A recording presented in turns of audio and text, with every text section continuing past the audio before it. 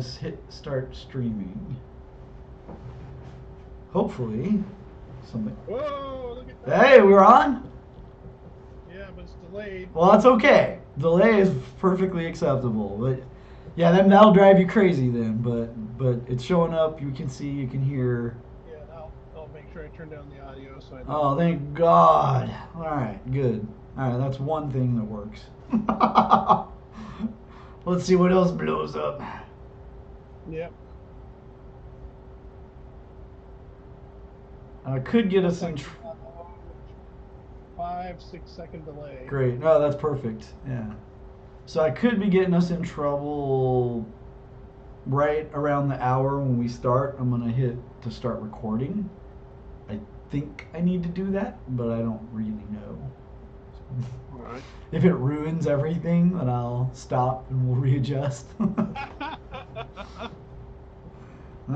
Technology. Well, we can try recording at the Zoom level. I am clear. Yeah, but I think if I record it through the OBS, that's how it stays as viewable to viewers after the chat. Oh, okay. Is what I think it will do. I am clearly Tech Axiom 22 in a Tech Axiom 23 world, going on 24. Yeah. But we'll make up for it with magic.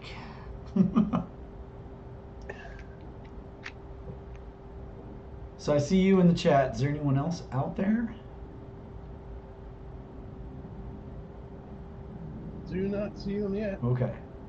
So we could be talking to the void for the first part here. We'll see.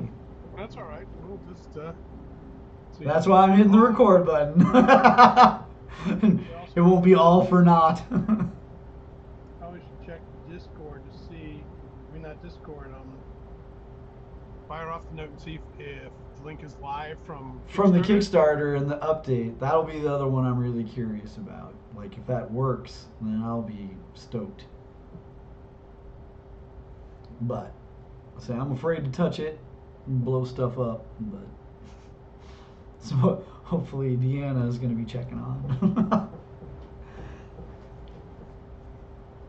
About 3 minutes, I'll do a little. I'll say, hey, we're going to start recording. I'll tell everyone we're about to go live. This is just. I can try to get to. Do you want me to go into Discord and see if we can get somebody to try to join us through the KS page? Yeah, I can I can ask them too. I'm on there.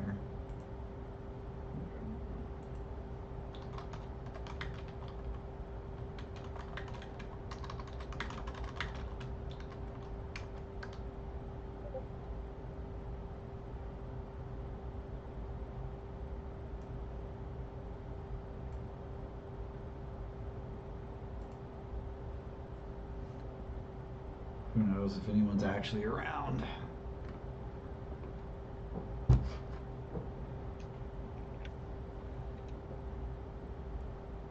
Yeah, I would totally go to that. Actually, I can do it on my other computer. That for sure won't wreck anything. But it'll also kill my bandwidth, so forget it.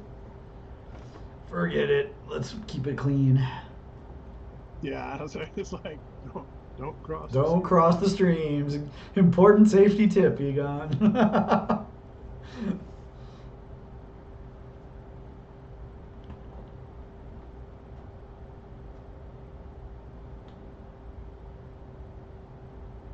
And for all I know, it keeps everyone in a queue, and then when the event triggers over, boom, like weird stuff happens. I don't know. But if we're on the Twitch itself, that's good. Yep.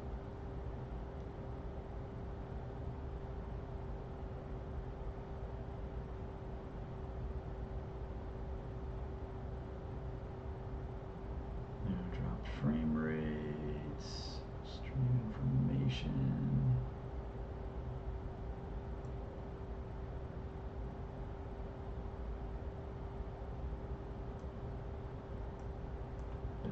I bet it's trying to stream us into Hexen or something. Well, too bad.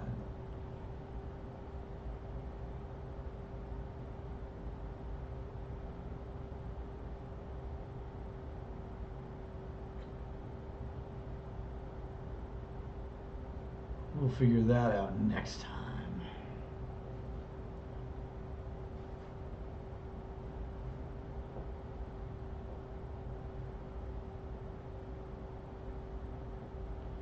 All right, I show top of the hour.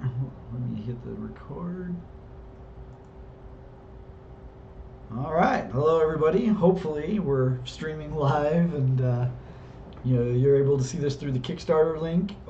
This is Darrell Hayhurst, line developer with Torg Eternity. I am joined by Greg Gordon, one of the original creators of Torg, and also working hand in hand with us on this wave and doing some pretty exciting stuff. Coming through out okay, Greg? Yeah, all right, great. Everything is great. Ooh, yeah, all right, cool.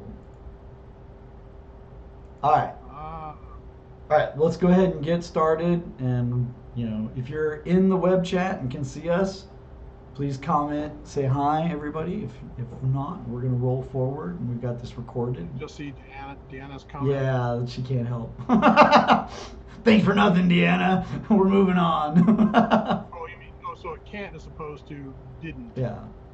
Joined and failed? Okay, cool. That's what I assumed, but yeah, she was out. We'll go ahead and start rolling through some of the questions. I mean, so first, like a brief intro, like this is the question that I wanted to ask. No one else did, so I'm going to ask it right up front. I'm going to abuse my privileges as moderator here. But I wanted to ask, so what have you been up to in the recent past? Like, what have you been working on, and what's it like kind of coming back into Torg, after all this time and getting back into it? Like, what's Greg Gordon's story for the last couple of years? Yeah, I would say after I left Tabletop, which was about 25 years ago, I did the usual failed internet startup for a thing called Game World. That taught me enough that I then formed my own company. We started doing cell phone games. So I did a bunch of Elder Scrolls titles, Nice. the Elder Scrolls Travel series. And then when that petered out, I decided, I'd have to join the real world. So after a stint with the U.S. Census, which was also interesting, I went into IT, like half the adventure gaming world when they have to go get some money. So I was a business analyst, a product owner, a test engineer, in that order. Runs for a worldwide logistics company called, unfortunately, UTI, because the acronym meant something different in South Africa than it does here, and Nike. And after that, I had to go take care of some family emergencies for a couple of years, and that was sort of making a virtue out of a necessity. It's like, all right, I have to transition because I'm going all over the country dealing with emergencies. What can I do part-time? Oh, right, I can do adventure gaming. And so then as I pulled out of that, I decided I like adventure gaming again, so I wanted to do more Torg. Awesome. So really, it started with Tombstorm, and then just kind of kept rolling along. So I was like, no, I'd like to do more of this. So yeah, that's awesome. And what's really funny is I know like a lot of us come to this through very different like life paths, but especially in a game like Torg, all those strange different background experiences like all become super relevant. Like I can imagine that even working with the census, like the way we do certain things with the war and all that, like that kind of matters. Like that's relevant.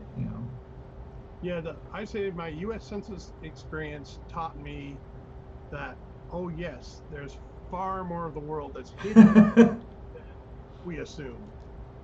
So it's entirely possible that you could have these reality pockets popping up and not notice them right that instant, and you get these strange things happening before you got the whole big invasion, and that there would be odd mixes and odd stuff. So it meant my mechanism for how reality mixes and changes and stuff got modified. Yeah, our perceptions of it.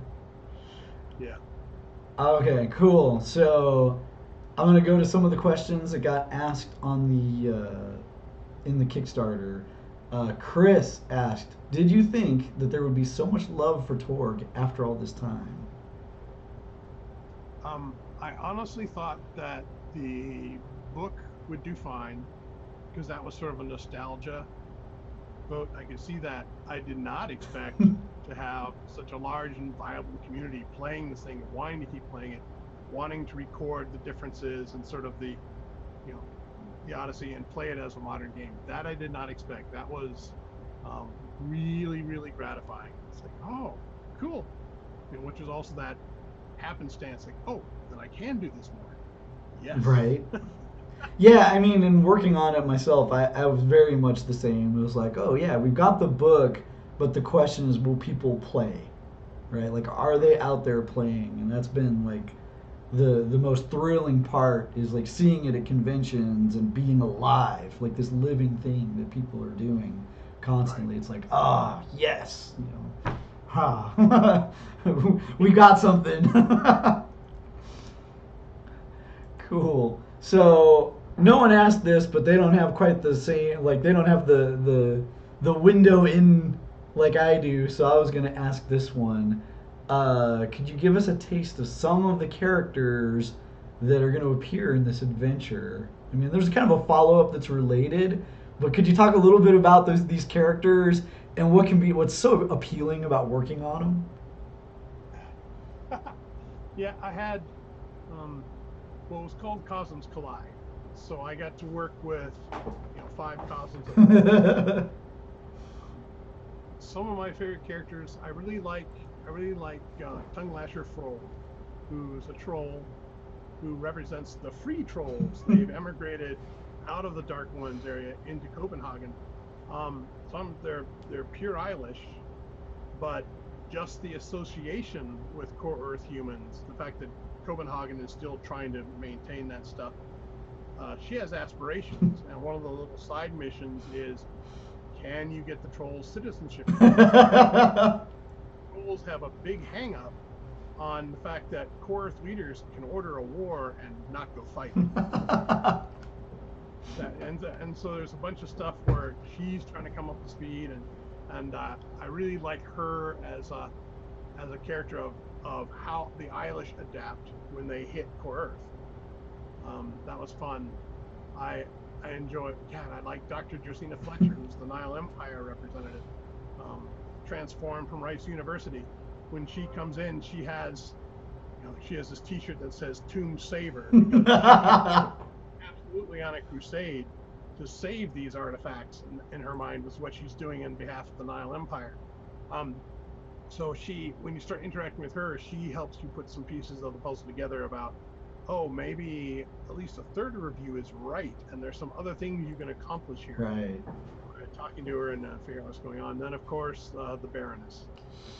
Yeah, we shared some art for the Baroness, so people have a little bit of a taste. Yeah, and the Baroness is what the Tharkolu call a soul isotope. They don't know why this happens.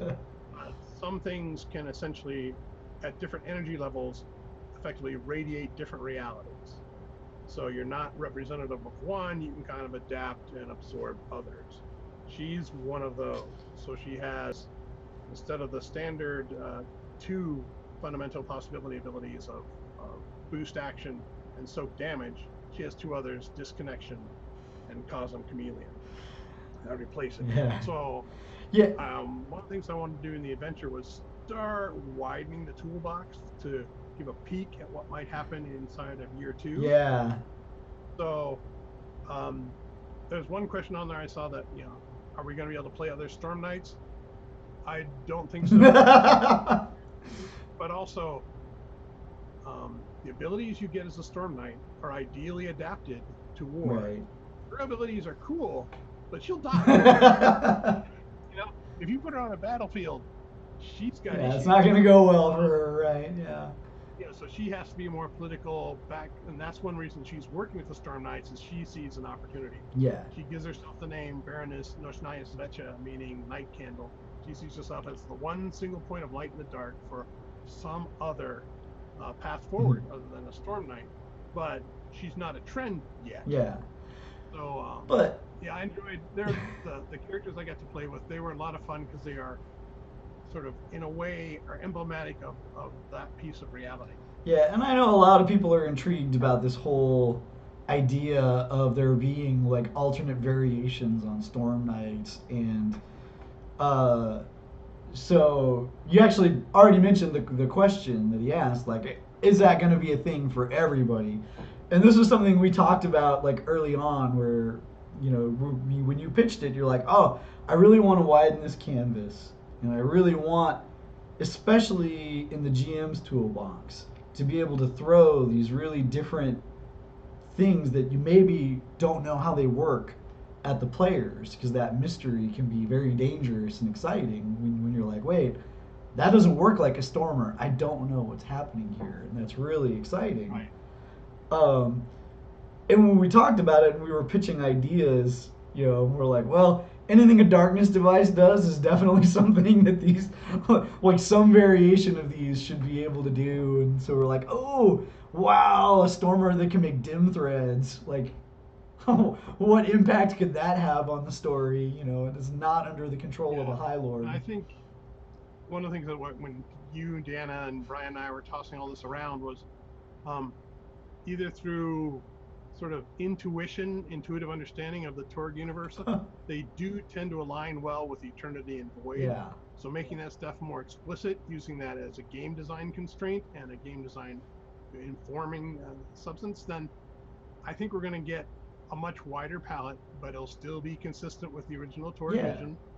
And I think that's going to be a lot of fun. Yeah, and I thought it was an interesting choice that Shane made to actually include that in the core book. That's like, hey, look, this is about Aparos and the Void. This is what's behind all of this, and we're not going to be coy about that. Like, that's a tool in the GM's kit, like right off the bat, and it helped us where we were having trouble with things like what counts as supernatural evil, and we're like, oh, like, is a demon supernatural evil? Is an undead? But what if it's got a personality and is not bad? Like, what is it? And we're like, oh, it's easy. If it comes from the Void, it's supernatural evil. Like, yeah, there you go. that made this much simpler to deal with. And we also talked a little bit, like, maybe by the end of the war we'll see other variations, but I think we're going to keep most of our focus on Storm Knights for players because, like you said, like I said, I believe they are the optimum adaptation for the possibility of war. If you're and the vast majority of stuff you're going to see is that. Yeah, if you're going into combat, you need a Storm Knight for sure. Yeah. Try this without. Don't try this at home, kids. If you can't soak, it's not going to go well. Yeah. Cool. So, on the topic of characters, John C. Ellison Jr. asked, were there any favorite characters from 90s Torg that you'd really like to see make it into the new version? This was one of the reasons I asked about the spoiler. Spoil away! They're coming. For all we know, no one can even see this. So. Yeah, that's right. So, I mean, I want to see Cyrilla, right? I suspect she's on her way. There are a couple of people in the Pan Pacifica I would like to see. I suspect they're on their way. So I think the answer to the question is the only thing there may be a couple of fictional characters I'd like to see dropped in at some point. But worst case, I'll write at least a Delphi mission and get them in there. Right. So I think it's pretty well covered. I'm pretty excited with some of the art that we've got going. So I don't think there's going to be any like, oh man, if only we'd had the gauntlet. Right. It's like we've got our bases pretty well covered. Yeah, cool. So Jim Groves, mentioned, when this is a quote for me actually. When we were talking about it earlier, we were like, in year one, we're not going to be emphasizing the conflicts between the different High Lords. We're going to kind of keep the chocolate and the peanut butter separate from most of year one, and they're not really going to come into conflict with one another directly until year two. And he's asking, like, hey, is When Cosmos Collide an exception to that? It's a small exception that indicates the trend might be changing, is how I'm looking at it. What I'm assuming is they have an agreement that's reasonably firm on how they're dividing up Core Earth. However, Cosmos Clyde is dealing with stuff that's essentially outside of Gorth. Who gets it?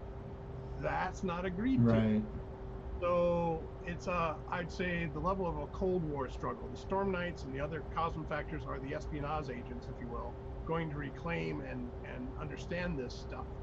So yeah, they're in conflict because nobody has any reason or prior agreement to say, oh, it happened to land in Athorian's place, therefore it's his. No, because Athorian knows the least about it. The other Cosms who have a little information on it are like, heck no, he doesn't get that. So they're all racing for this thing. So there is increasing breach of protocols. Yeah, right. This is the beginning, everyone. This is Yeah. We're racing towards super problems, but of course they're not going to play out the same as they did the first time around. So alliances might tilt, different. And we've got some definite strange bedfellows coming up for sure. So yeah, I'm now messing with the. I think we're streaming on the regular Twitch, but it's not showing up in the event. So we're gonna just keep plowing ahead because, at least at the very least, we're recording this and we'll be able to put it up on that channel. I don't know how long it'll take people to see it. Hey, but I've got our first comment saying that your audio is a little quieter than mine, and that's something I might be able to fix on my end. All right. But until then, just scream till you're hoarse, Greg. All right. Let's see here. So Jim Groves asked a follow-up: was it a challenge to represent groups that haven't received their source book yet, like Tharkold and Cyber Papacy? Did you have advanced info on those to help you out? Well, I had plenty of discussions with like you and Deanna and Brian on stuff, but my fear actually is that as difficult is I am plenty capable of creating stuff that could create a huge mess for whoever's writing that piece when it comes up and they go, well, what about in Cosmos Collide? And I don't want to be the guy that go, well, no. But and to me, it's so like this is part of the fun nature of Torg, right? And why it was important to me that it's never one voice telling the story. Is it works the best when it's a jam session. Like all the best stuff comes when it's like, okay, I think we should do this, and then you or Deanna is like, oh, but what about this thing? And then suddenly like all these ideas start popping and jumping out, and it's like, oh, so. Like yeah, I'm for the behind the scenes knowledge bomb that we'll drop is we're working on Cyber Papacy right now. Deanna's wrapping up the source book stuff. We usually try to finish the source book first, then do the adventure and the extras when we've got the roadmap all finished.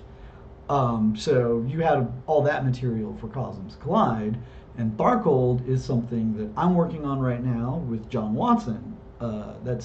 We're still in that idea and outline phase. Like I should be farther ahead, but Kickstarter takes up a lot of time. So like I'm kind of the weak link on that one. Like when you've got Tharkold stuff, you can ask me like, "Well, how's this work?" And I'm like, "Well, I don't really know yet." Like I know what we've already carved out for the source book or the core book, and I've got my outline, but some of those details aren't there yet. But that's doubly exciting for me when you're like, well, I'm going to go this way in Cosmos Collide. And I'm like, well, cool. I got to make, like it's on me now to make that work with everything that I'm doing, And if it's not going to, then I got to scream and say like, no, wait. Turn left. That's also the open secret of Cosmos Collide is that I had you write that one scene takes place with the Tharkold. I said, you can have that one, because I have what they do when they're in the field. But so you'd have a more appropriate feel for what a Tharkold is. I'm a bad person, so I'm a good fit for Tharkold. Yeah, I'm not sure I want to take that guess, because I have pretty strong ideas of how like Gurienko is interacting through Beacon Corporation. That's sort of a Russian Tharkolu interface. Yeah. So I can handle that and stuff. But I wasn't sure. So what is the feel of life on Tharkodu mercenary base stuck in the middle of Sweden.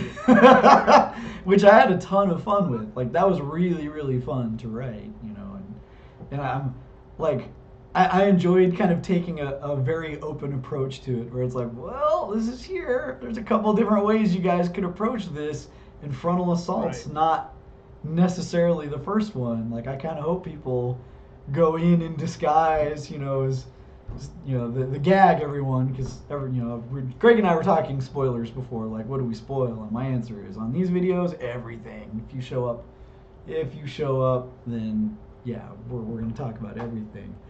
And so the Tharkoldu are training Vikings, to use modern weaponry, or at least to be able to face modern weaponry, because that's what they've got to face. They've got to fight. And this is like one of these bizarre olive branches between Aysle and Tharkold, who are normally not getting along very well at this point, because Tharkold's bungled invasion has just ruined many of Uthorian's plans, so they're not exactly happy with each other. So there's this olive branch here, and the gag is like, oh yeah, Vikings can come get this training in exchange for people, man price. Give us thralls. We'll take them back to Tharkold and do stuff with them. We'll teach you how to shoot machine guns until you disconnect, and so you're not going to be shocked when you face this stuff. And I deeply hope that people go in disguised as Vikings. We've got some setup for that, like to get you in and have this whole interaction where you can get the Tharkold training, firsthand, and be like, oh, this is so messed up. We have to stop this. It's even worse than we thought. Yeah. So one of the things that sort of leads into one of the things I wanted to talk about, which was the call and response part of the possibility wars. One of the things I wanted to do, sort of leading this is set sort of from somewhere between month 6 and month 12 of year 1 is where Cosmos Collide is set. And so I wanted to assume that our opponents are intelligent and we're intelligent. Yeah. So how are they responding? So Uthorian is responding by essentially developing a better monster. I don't want to say precisely how, because I'm not sure but he's taking processes that have been used to develop Gospog and such. And so he's modifying wolves so that they're resistant to ballistic weapons and energy weapons, because that would be useful. So that's his adaptation. And Korth adaptation is figuring out how to get airstrikes in, since you've got the 1 kilometer range. So turns out Mage Light will work in Korth axioms. So if you tinker that, so it's UV only, that's visible from satellite. Satellite sees the signal, calls the airstrike on that signal. As it gets close, then you use the laser spotter to bring your missiles in. So I mean, I've got various little things of how things are going, and I think that to me is sort of the fun of Torg as a campaign, is the way it was fought first 90 days is not the way it's fought in day 270. Right. The sides have adapted, so I want to show that a little bit. Yeah, I think there's so much meat there that people are going to appreciate. Well, I'm definitely seeing responses in the chat room now, so we've got an audience. It might not be working quite through the Kickstarter the way we expected, but people are out there. Thank you for joining us, everyone. This is being recorded. We'll find a way to put up the video if you got in late, so but glad you're here. Someone asked me if does any of this connect to the Saber Dice game that I ran. Not this adventure.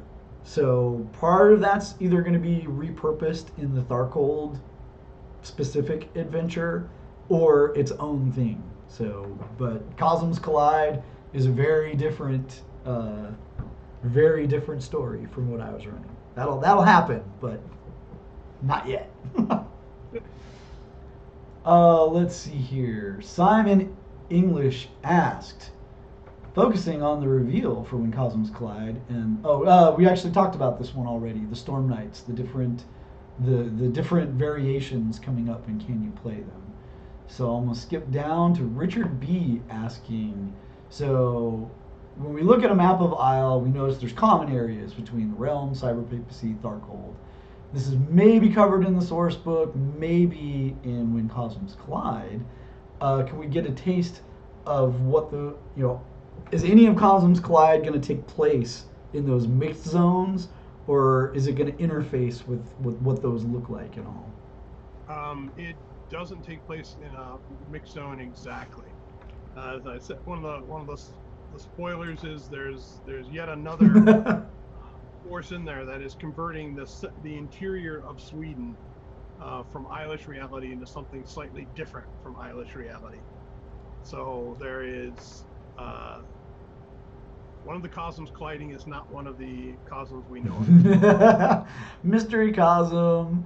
And we've played with that before, with the Egypt that never was for the Nile. So it's like we've got precedent in this core Earth. Like this kind of stuff happens, and that becomes this big meta plot. Like, where's this coming from? Like, what's going on here? Yeah, and one of the things I've got is assuming that the dwarves are the first ones who discovered Earth from Isle going through the underground. They popped up about 1,000 years ago, but it wasn't particularly interesting. Until another group wanted to say, hey, can you get us there? And they're like, sure, we can get you there. So they bring in one group, another group finds its way there, and they decide the Earth isn't quite large enough for both of them. So there's a battle about 1,000 years ago that goes about as wrong as you can. Right? And that's an interesting reveal, like in and of itself, this notion that the land between could connect to other realms kind of all along. Yeah. Like that's new, and exciting, and like, and part of why seekers are this new thing that are so important in the new Torg Eternity setup for Isle and everything else, and that we're always going to have a seeker or two in adventures if you need to recruit one to get you to places in the tunnel, but that's also an option for a character and can be a very interesting one. It's like, well, I think the underground's going to connect us to this. Like that question of how are we going to get there just got a different answer than one would normally expect. Yeah, I would say that Cosmos Collide is where I posed the questions I wanted answered about Torg and came up with some guesses. That really, there's a lot. Just as a fan, I'm like, the battle setup that is sort of the MacGuffin of this whole thing, because we have a rule where it says if people invoke Reality Storm, the things inside that Reality Storm can't be affected from the outside. It also says that all those possibilities are dumped for use by the Everlaw of One to resolve contradictions.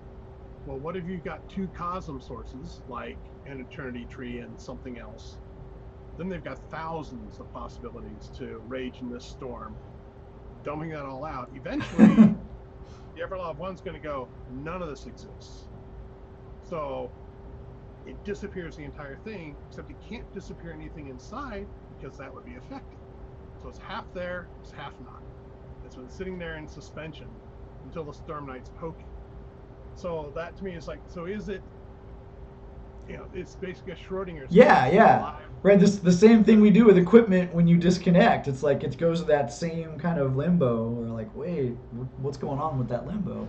Right, so you've got this entire 1,000-year-old battle that's been in limbo until the Storm Knight's poking. So that's... And I think that's one of the things that makes Torg so rich, though, right? Is because, like, that when I write, I do the same thing. Like, how does this work? Like, what's that look like? What causes that? Or what happens if you do this? Like, the whole Tharkold, getting A-bombed was like, well, what does happen when you nuke a Maelstrom bridge? Nothing good. Well, let's go there. Like, let's demonstrate that and show it. And, right. Yeah. Like that's the fun part, in the design is like prodding those places. Like, well, what happens if we try that? So let's see, we got a comment in there. Those shifty high lords waging war on other cosms and don't even have their own cosms under control. Yeah, some more than others. The always assume like the Gaunt Man has got it together.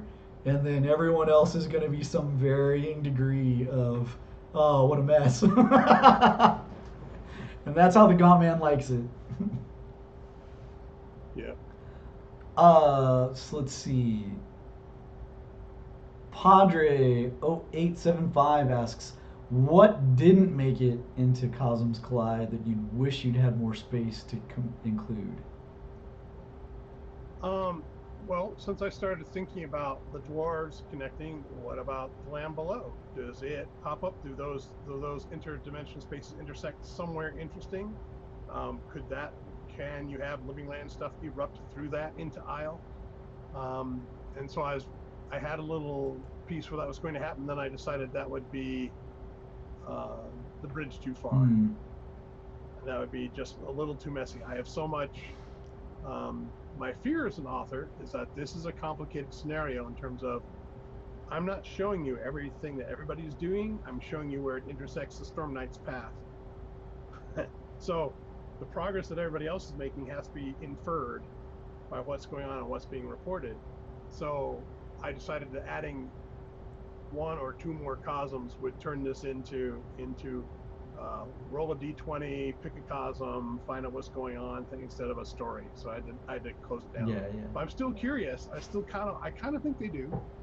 I kind of think that they do connect. Yeah. But yeah, they'll have to wait to another adventure. Yeah. Well, and spoiler alert, we're definitely planning on continuing like the When Cosms Collide line of things. And here's a nice spoiler bomb that I'll drop for people, which is, so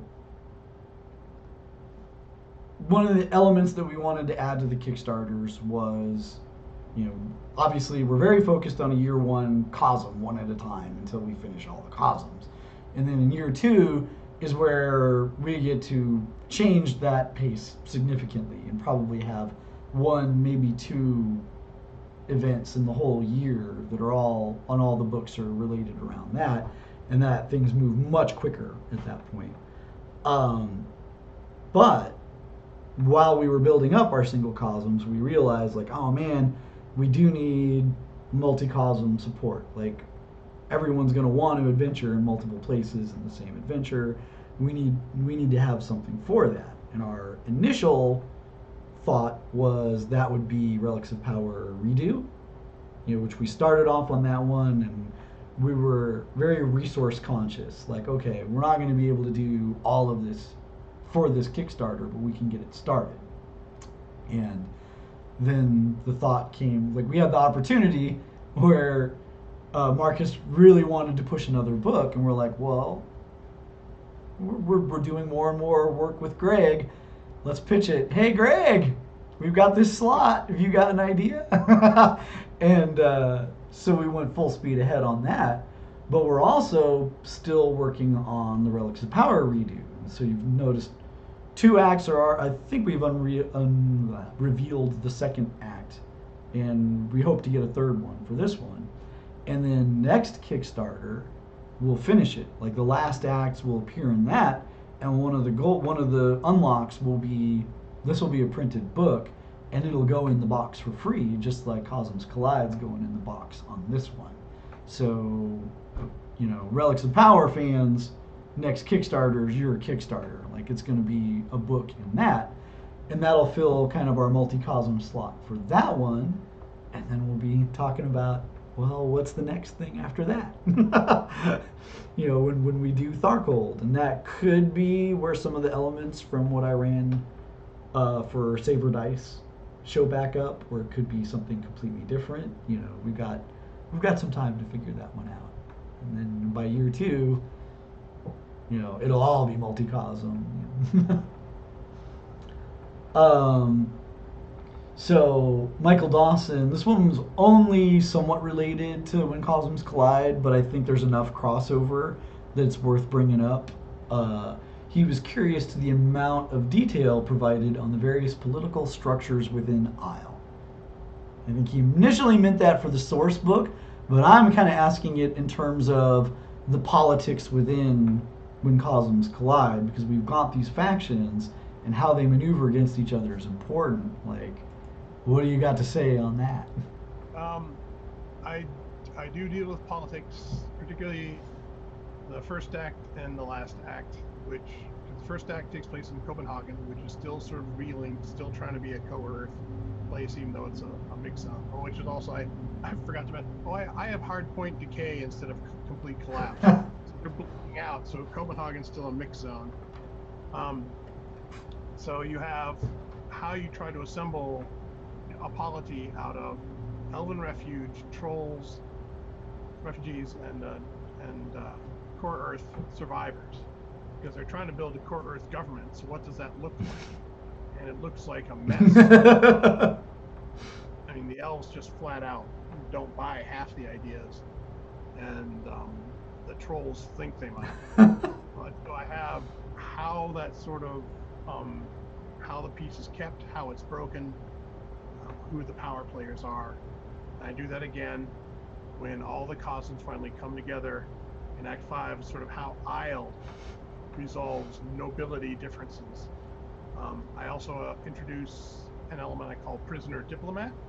Aysle's been a thing that's been at war for hundreds of years. So how did enemies talk to each other? Well, they had professional prisoners. They basically are sent for ransom over to somebody else who pays them, gets the message, they get it negotiated, they get sent back. So you pick up one of these guys and and that's why the big bad doesn't just slaughter you on sight, because you've got the prisoner diplomat, and culturally killing people who bring you the diplomat stops them from bringing you diplomats. So I get a little bit into how Aysle resolves political differences, and how it sort of decides how you do war or how you don't do war. I give you a Viking moot, how they decide what the next target is, and stuff like that. Yeah, so I get into sort of day-to-day how things are decided. Yes, yeah. In Caradon we do a full Viking thing, like the moot plus, with the new Thorians there and everything, So we'll talk about that when we do one of these for Revenge of the Caradon, everyone. So, and just so everyone knows what to look forward to, we'll do another one of these next week for the source book with me and Greg Nagler and Dominic Reisland, who are the authors for that. We had a question on the sidebar, actually. How big is the team that writes for Torg? And how big is the team that writes for Torg? Oh. Are we going to include the? I'd include it all. Like your take on it, especially because you're now like involved in this circus, at the deep level, so you can see kind of like these workings and how you describe them to people. Yeah, I would say you've got the two principals. I would say it would be you and Deanna. I'd include you, like, absolutely. Okay, and so I'd say I'm moving up. I'm moving up there, and then you got Brian and I, who are sort of moving up into sort of, so we can keep rotating and doing the large collaborative products. Yeah, Brian Reeves. And we seem to have a stable of about 12 to 20, depending on how many things we're kicking out, who are writing like the Delphi missions. But so it's and I agree that expanding that universe is good, because the ideas you come up with, and like just the accidental stuff between Steve Kenson's Robin Hood and I've forgotten the other guy. Oh no, it was John Terra and Simon Lucas were the two that did Robin Hood, and had very different takes on it, and they were super nervous about it at first. And I'm looking at the outlines, and I'm like, nope, this is great. Like, I want to keep them both. Both of them were like, oh, I can do something else. I'm like, now, like, I think it's kind of really interesting to see that, no, this is how this law of legends is affecting different people. And it's like, yeah, the same legend can play out totally different ways, for in the same area even. And it's just this giant mess.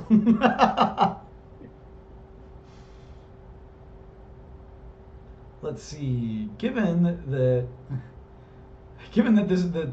this is Torg's fantasy setting, are there any Easter eggs from Ulisses' other big fantasy setting, the Dark Eye? This is more of a source book question. I'll ask you this directly too, Greg, in case there's anything that you mentioned in Cosmos Collide. We do have one Easter egg in the source book One of the Eternity shards is the Dark Eye. It's a scrying implement, and we're still going back and forth on whether to keep it. Like, I put it in as a joke. Sometimes it's too much of a joke, and you're like, edit, gone. But sometimes it works well enough on its own. It's just kind of interesting that if you don't know that it's an Easter egg, it works. Those are the ones we tend to leave in. That's the only kind of reference that I know of in there, but there could be others hidden. That'll be a question for Greg Nagler and Dominic Reisland too. So I admit that I thought if I hadn't done the Delphi mission I did, but I looked at like everything seemed to be, wanted doing stuff around England and stuff. I want to do where a Stella dropped in Germany, and the fantasy that pops up there isn't what Uthorian expects. Right? Yeah. Well, and so. And then, but I figured, that's too big for a Delphi mission. Well, then a great thing is we've got opportunities, right? And we've and this is another kind of behind the scenes thing, is we've actually been kind of leaving Germany and the European Union mostly alone. Like we'll talk in general terms, what's going on with the Delphine Council there, but we've been leaving a lot of empty space there because we're obviously all within this Ulisses International umbrella, and we've got all these partners that write and game in Germany, and they're huge Torg fans, and they've got their own backers, and we're like, this is the space they should be taking the lead on, right? So that'll be coming as the German Kickstarters start pushing forward, and they do more. But that's why we've been a little bit shy about saying what's going on in, in cyber papacy. I'll talk all day about how stuff is messed up. In the border regions, which are all fugitives and mixed zones and the storms and all that, we can talk about it. But some of the very direct, how is the German government reacting to this? What's going on? We're like, well, we're going to let them speak for themselves. Germany's raiding all the cosms to build the perfect magical flying car. Cyber papacy thinks they've already got that. They're so wrong.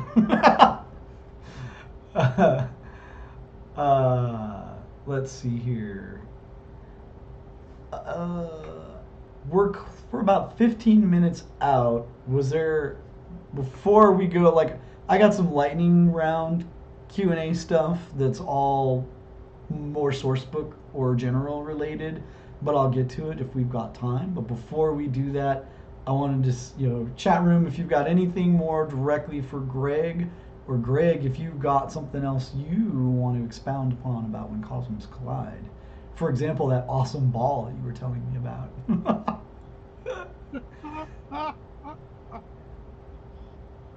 Thank you for bringing that up. As I said, one of the things that made me nervous about the adventures, there are a couple of scenes that are complicated.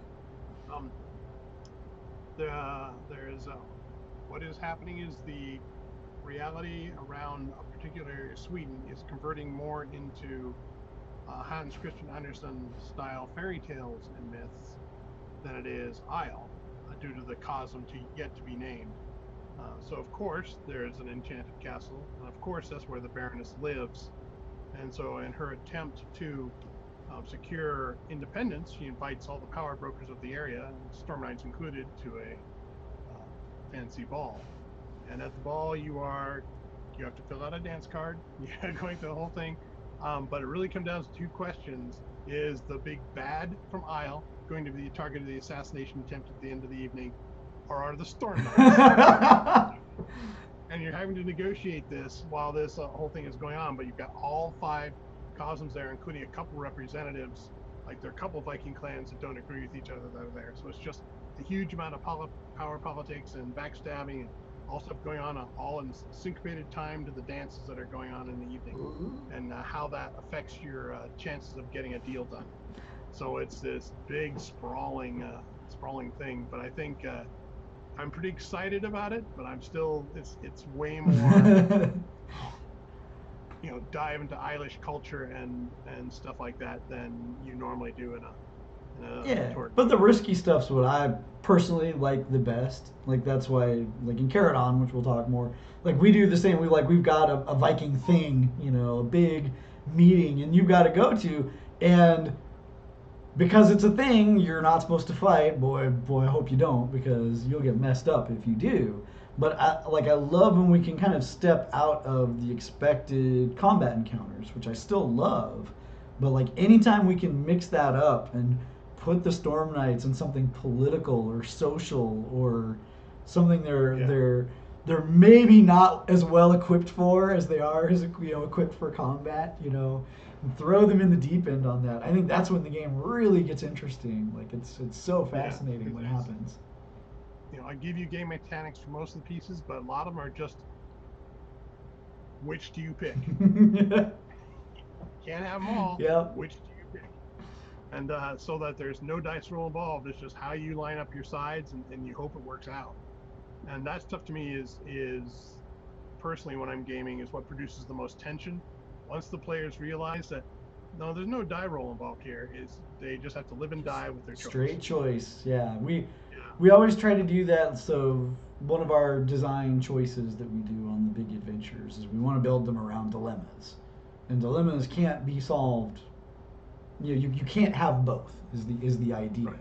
And that's the questionnaires that go out at the end of the adventures. It's, like, we care about who lives and who dies because that's going to be, like, who are our main guys in year 2, right? Like, well, this Stormer died, like, every freaking time, so forget it. He's out.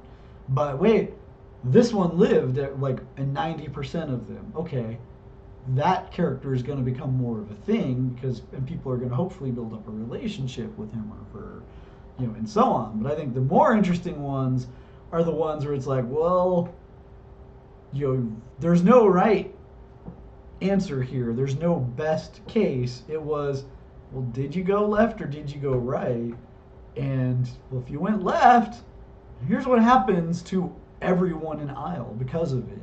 And if you went right, well, here's what happens to everyone in the cyber papacy because of that, And, right. Like, that's, I think, where the notion of the Infiniverse, that structure of the game building on itself and the decisions that the community as a whole make really come alive. Let's see here. So Dave Haynes, we've asks, are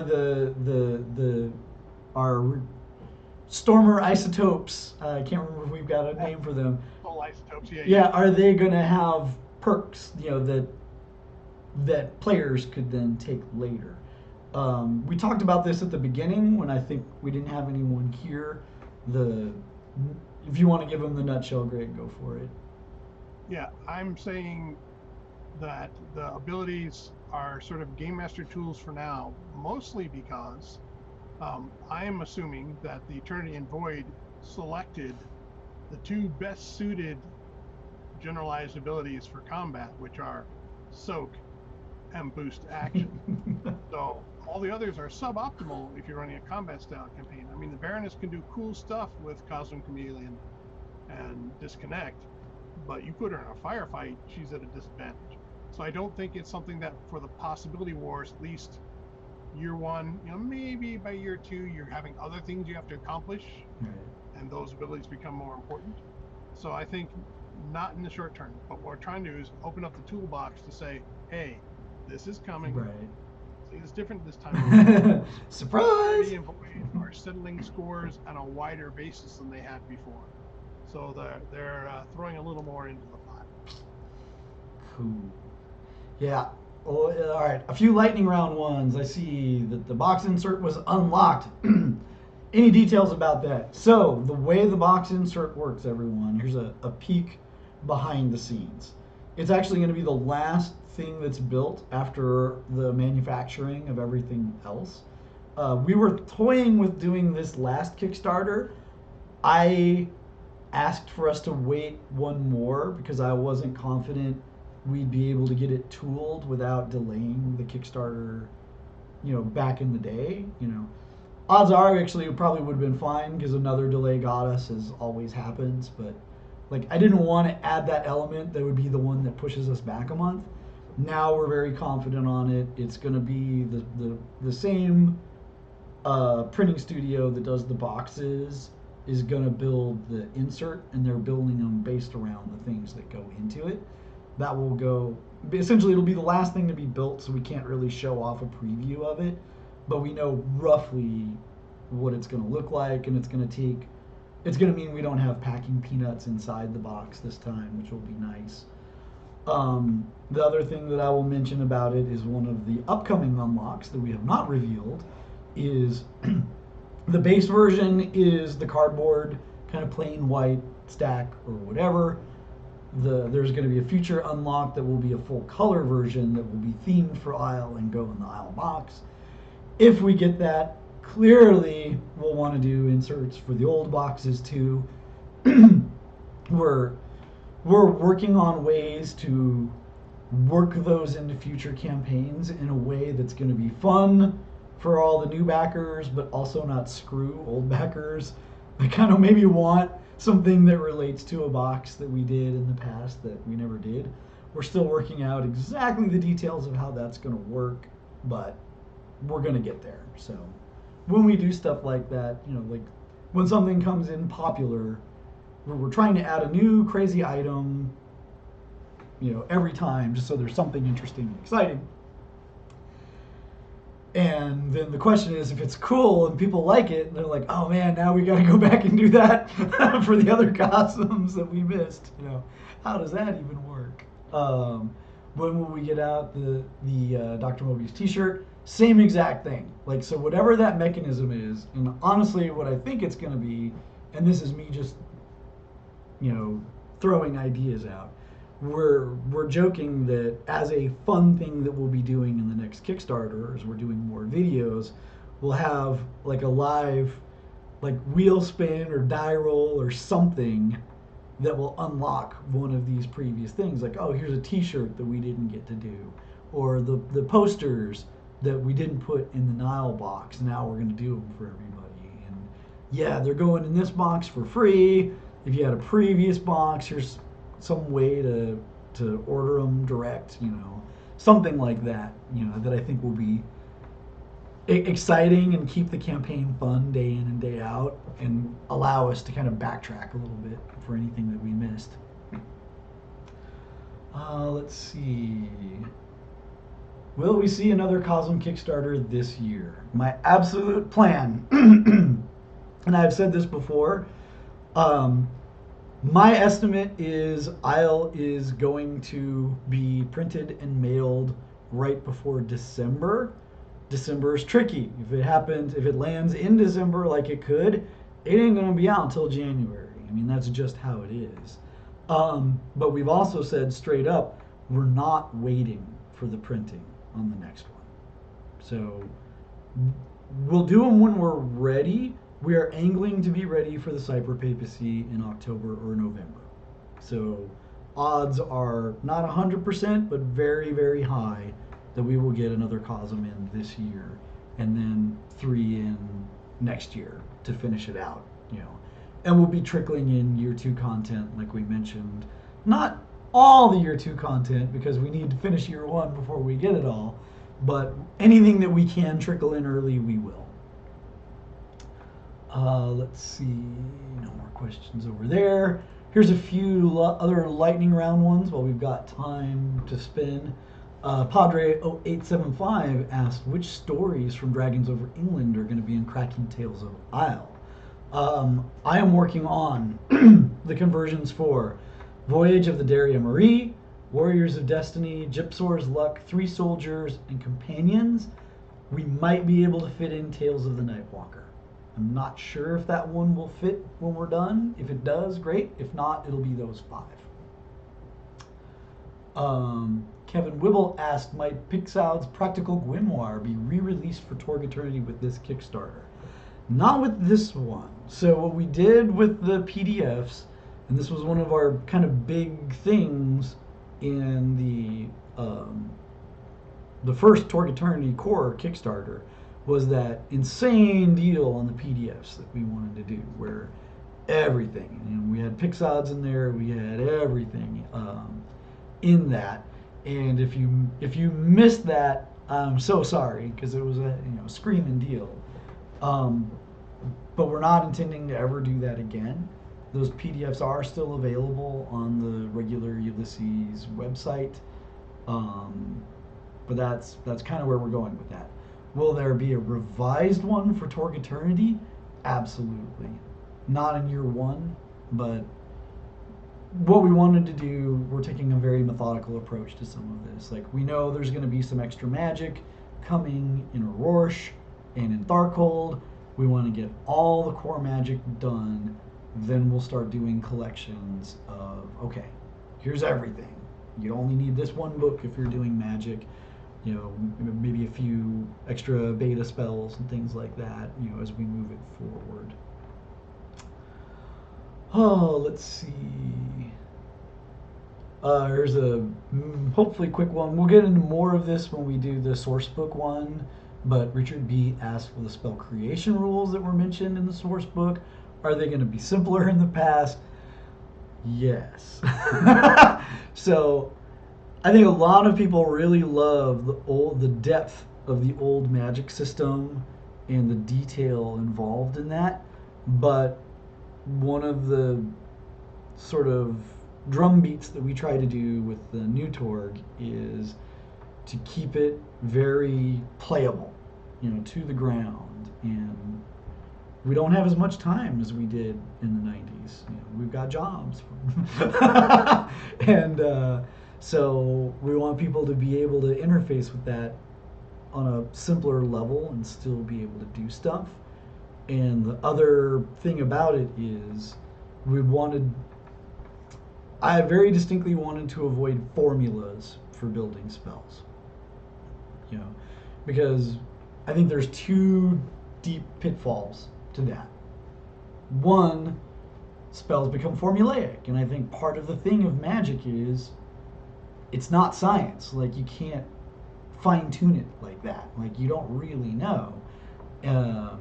And you lose some of that when you can build it on a spreadsheet. It's like, oh, I know there's an improved fireball. Like, I know how that's going to work.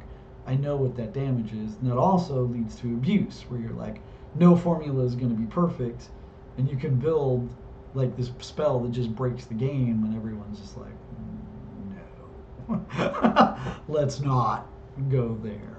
And the other downside of that formula part of it is I think it actually diminishes our creativity as designers, because we start trying to fit everything into the formulas. And I think the more interesting spells are the ones that are just like, you couldn't spreadsheet that. Like, it's just this weird, like, one-off, very situational thing that comes up in adventure.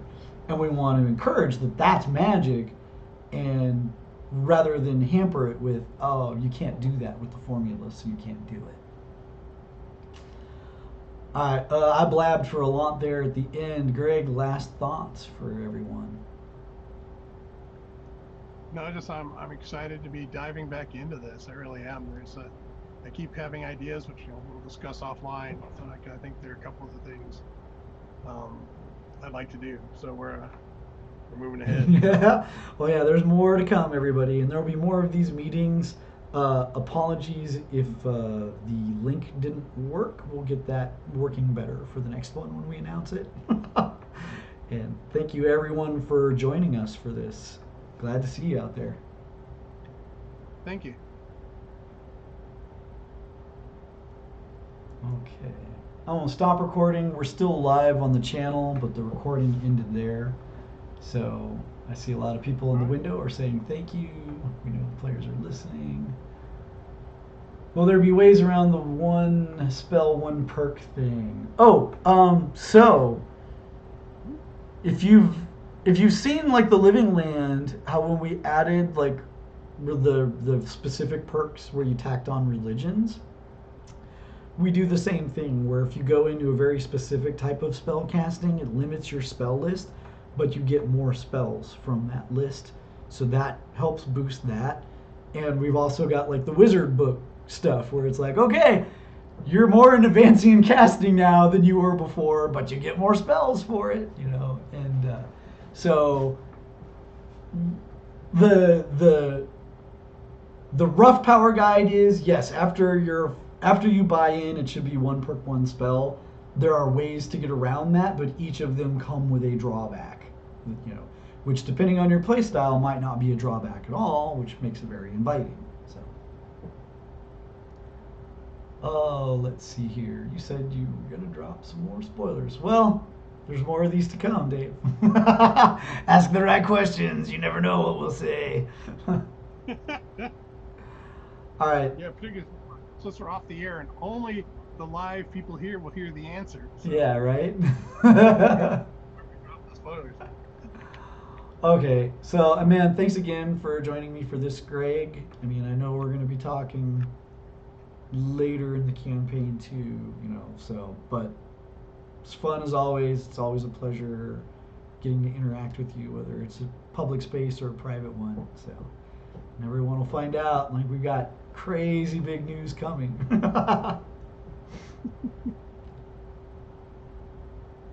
Alright, I'm going to drop off the streaming. Thanks again, everyone. See you next time. Thank you.